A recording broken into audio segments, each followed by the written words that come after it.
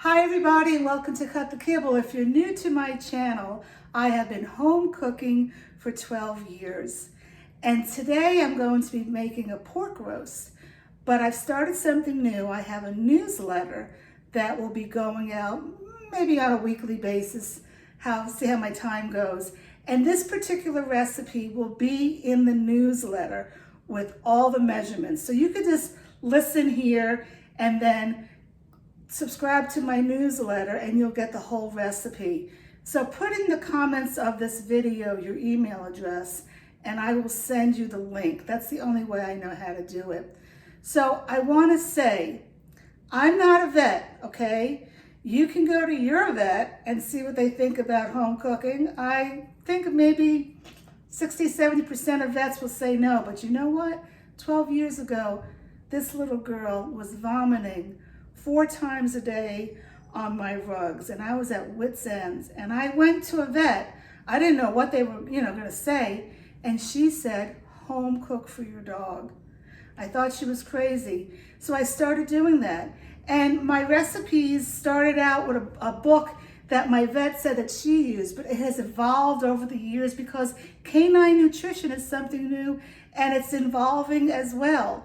So you're not going to see any grains in my food. You're not going to see a lot of high starchy vegetables. I'm all about the ingredients. What are the right ingredients for a low inflammatory recipe for your dog? So follow along and go over and subscribe to my newsletter. Let's get cooking. Okay, so what I did was I got a pork roast. Let me show you the brand that I got. See if you can get this from your grocery store. It's Nature's Promise. The only ingredient is pork. If you get the Swift brand or other brands from your grocery store, it's going to have a solution of broth. What is in that solution? Not good stuff. So you always have to read your labels. So what I did was I got a slow cooker, and on the bottom of it, I lined it with some celery and carrots. And then I cooked it on low for around 3 hours until it got to 145 degrees. I cooked it fat side up. And then I trimmed all the fat and cut it up, and here we are. So this is the protein for the recipe. My recipes are 60% protein, give or take. I'm not a mathematician. And I'm gonna go ahead and mix this up right now.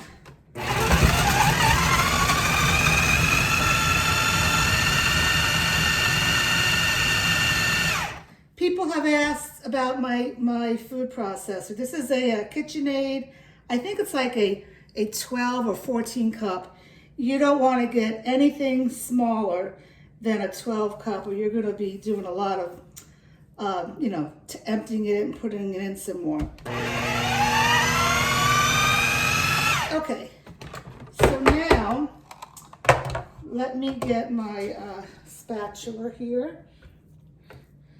Okay, so look, this is mostly full, so I'm going to stop the video right now because I need to add, I'm going to stop the video and I'll be right back.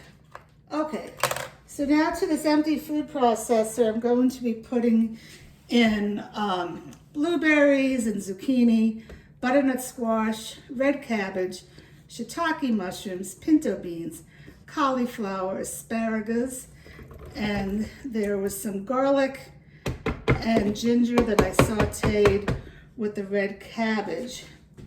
And now it's a must. So many people don't do this. You have to do a calcium if you're home cooking, okay? Because dogs in the wild, they would eat the bones too. That's how they got their calcium. So this is 1 teaspoon per pound of protein. My pork roast was 2.5 pounds, so I'm going to need to use 2.5 teaspoons. And I want to make sure that I'm doing the right amount here. It's a half, okay, yeah. So I'm going to put in, I've been using this calcium for 12 years. Some people dry the eggshells and put that in. But this, I know this is the real thing. It has all the ingredients in it that is needed. Okay, and you don't want to skimp on your calcium. And then I'm going to put in a Mega Booster that I've made up. It's a mixture of hemp hearts, flaxseed, pumpkin seeds, and if you could add sunflower seeds, I need to get that next time. That's really good for the vitamin E. This whole mixture is just good for the omega-6s. Your dog cannot get enough omega-6s, and that's the problem with kibble. It has too many omega-3s. The omega-6s, there's too many omega-6s in the kibble, and that is what's wrong with our dogs today. Omega-6s cause inflammation. Inflammation causes disease. So this a booster that I was using is filled with omega-3s. And speaking of omega-3s, I'm going to add a whole can of sardines, but I have to give Miss Bella some. Here you go, sweetie. You want some? Yeah. Okay, these sardines, I always put in all my recipes. And they have been, these are ones that are soaked in water. Make sure you get it from a good source, meaning don't get any seafood whatsoever from Asia. I believe these are from like Canada. And if you live in the United States, I buy all my sardines from Trader Joe's. It's $1.49 a can. All right, now this is a mixture of heart and liver, and it's 5% liver, which is 2 ounces, and 10% heart, which is 4 ounces. And I did something different this time.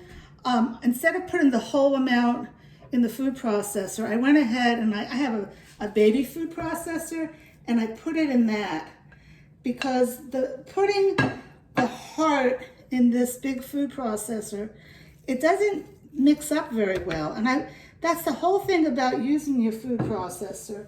You want to evenly distribute everything.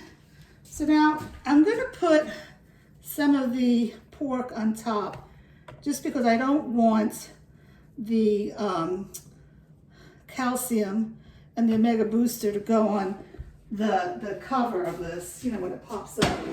All right, and I'm going to add some water. I don't know if I added water or not. A little bit of water. Oh, Bella, what are you eating down there? And I'm going to mix this all up.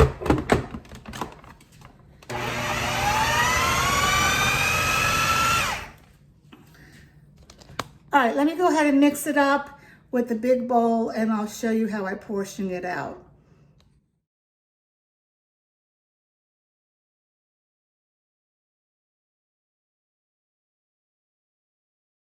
So I got 12 here, and I have one more for her dinner tonight. So 12, she only gets pork once a week on a Monday. This is going to last me 3 months, so I'm not doing it anymore. This is the benefit of rotating your proteins. You're not cooking as much. That's the way I look at it anyway. All right, that's it for today.